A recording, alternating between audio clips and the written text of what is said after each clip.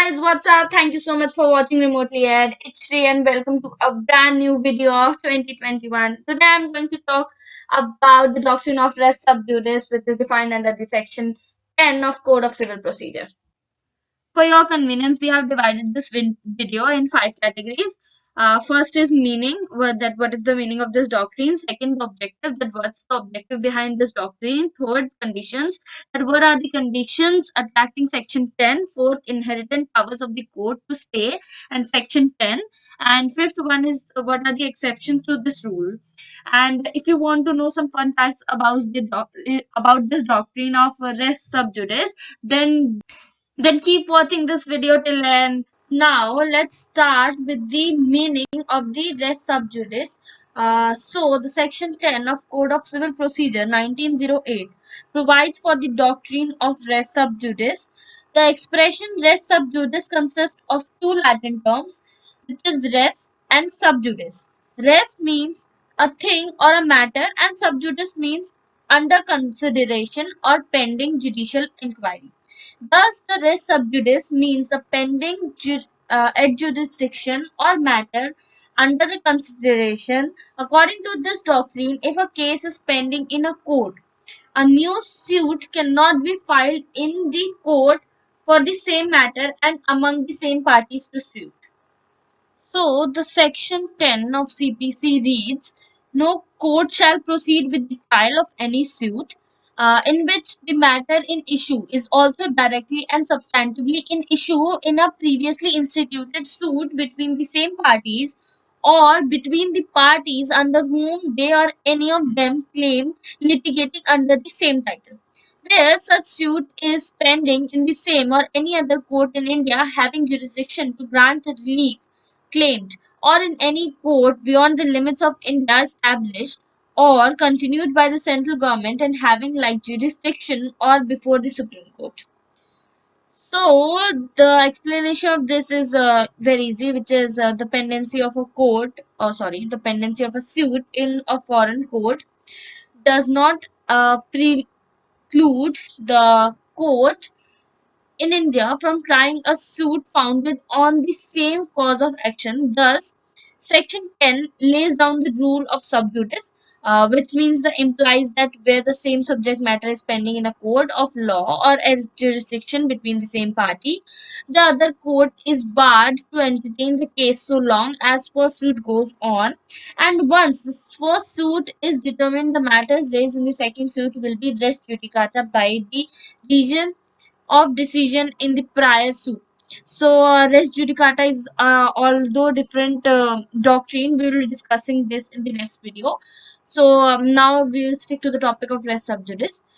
The main objective behind the Section 10 is to prevent the courts of concurrent jurisdiction from the simultaneously entertaining and adjudicating upon two parallel litigation in respect of same cause of action, same subject matter, and the same relief. In Pukhraj D. Jain versus G. Gopalan, AIR 2004, the Supreme Court observed as follows that the object of Section 10 is to prevent the courts from the concurrent jurisdiction trying two parallel suits in respect of the same subject matter in issue.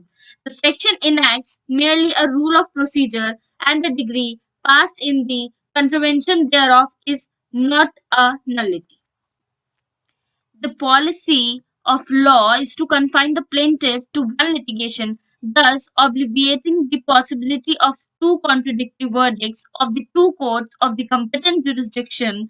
Thus, the object is to avoid the frivolous litigation and thus to save the judicial system from the wastage of time, money of the state, of the litigant. Section 10 gives the meaning of the doctrine of res judicata and a precondition for the enforcement of doctrine. The very famous case of this is Guru Prasad versus Vijay Kumar, AIR 1984. Now let's discuss the conditions. So for the application of section 10 of CPC, the following condition must be satisfied. First, there must be two suits, one previously instituted and the other subsequent suit. Then, secondly, the matter and issue in the subsequent suit must be directly and substantively in the issue in the previous suit. Third, both the suit must have been between the same parties or their representative. Fourth, such parties must be litigating under the same title in both the suits. Fifth, the previously instituted suit must be pending in the same court in which the subsequent suit is brought, or in any other court in India or beyond the limits of India having the like jurisdiction or before the Supreme Court.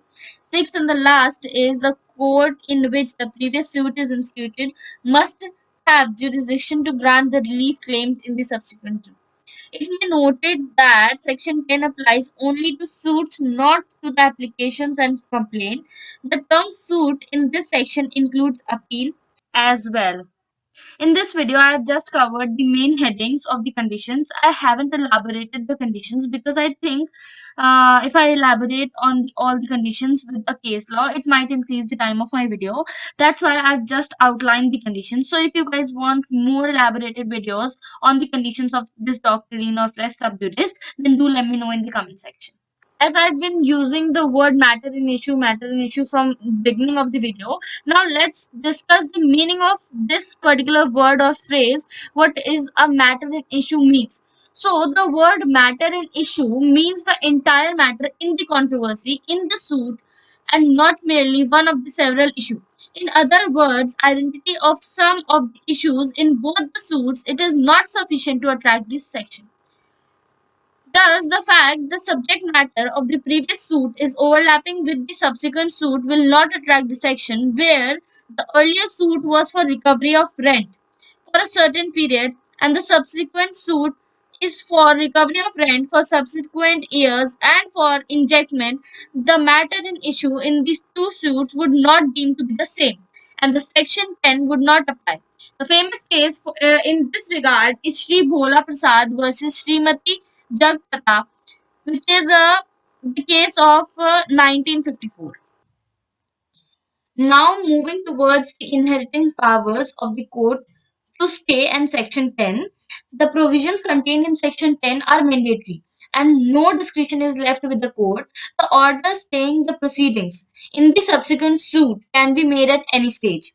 When there is a case for application of Section 10, recourse to that inheritance powers under Section 151 is not at all justified.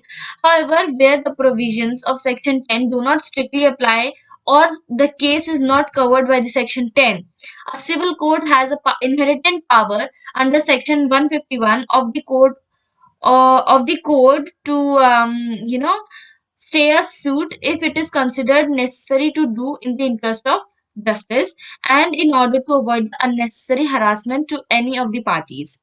Similarly, a court has inherent power to consolidate different suits between the same parties in which the matter in issue is subsequently the same to avoid two conflicting decisions. We have already discussed the matter in issue, so you can just go few minutes back. I will drop the time stamp in the description box.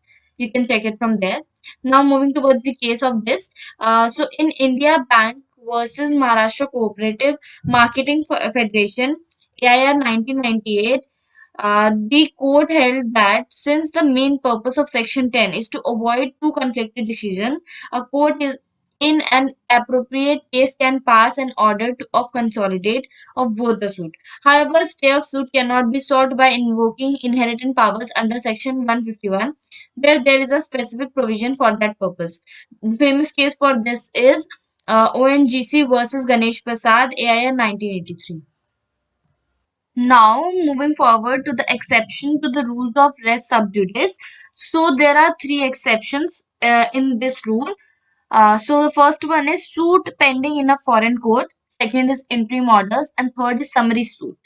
So, let's come into the first one, suit pending in a foreign court. Explanation to section 10 provides that there is no bar on the power of the Indian court to try a subsequently instituted suit if previously instituted suit is pending in a foreign court. Illustration, let's discuss this through an illustration. So illustration for this is, so B residing in Calcutta has an agent A at Calicut employed to sell his goods there. A sues B in Calicut claiming a balance due upon an account in respect of dealing between him and B. During the pendency of the suit in Calicut Court, B instituted suit against A in Calcutta for an account and damages caused by A alleged negligence. Here, the matter in issue in B's suit is directly and substantively in issue in A's suit. Further, both the suits are between the same parties. Therefore, if the court at Calicut is a court of jurisdiction competent to grant relief claimed in B's suit, the Calcutta court must not proceed with the trial of B's suit, and the suit in the Calicut court being the one instituted prior in the point of time should be alone proceeded with. However, if A was a B's agent at Colombo instead at Calicut, are you getting my point? However, if A was a B's agent at Colombo instead of Calicut and the suit was brought by him in Colombo court, then the Kolkata court would not be precluded from proceeding with the trial of B's suit, the Colombo court being a foreign court. For example, let's discuss with the case law. In North Bank versus AMT Corporation, AI 1960, it was held that the pendency of a suit in a foreign court cannot be said previously instituted suit, and the court in India are not precluded from trying suit based on the same cause of action. Now, moving toward the second exception to this rule is interim orders. The rules of res sub judice does not affect the jurisdiction of the court to pass an interim order such as stay, injunction, attachment before the judgment, appointment of receiver. In fact, it would be an aid. Are you getting my point? It would be an aid of the judicial process to dispose of the interlocutory matters in between. Now, third and the last exception to this rule is summary suit. Summary suit is also constitute an exception to the provisions of Section 10. As in the summary suit, the trial really begins after the court grants the leave to the defendant to contest the court, to contest the suit. Thus, the word trial in Section 10 in the context of a suit under the order 37 cannot be interpreted to be the entire proceeding starting with the institution of the suit. Okay. And now you have been watching this video till here. I just want to give you a bonus tip. That is, Section 10 only bars the trial. Section 10 does not bar the institution of a suit, but only bars the trial. The subsequent suit therefore cannot be dismissed by the court, but it is required to be stayed. In certain cases, it is necessary for the plaintiff to file the second suit. Thus, where the limitation period is going to expire, it is for the plaintiff to file the second suit well in time, even if the matter is pending before the competent court of for jurisdiction. Hoping you guys have understood the doctrine of res sub judice. If not, then do let me know in the comment section. If you liked my video, then be sure to give a big thumbs up to my video, and do not forget to subscribe my channel if you want these kind of more videos. And she signing off.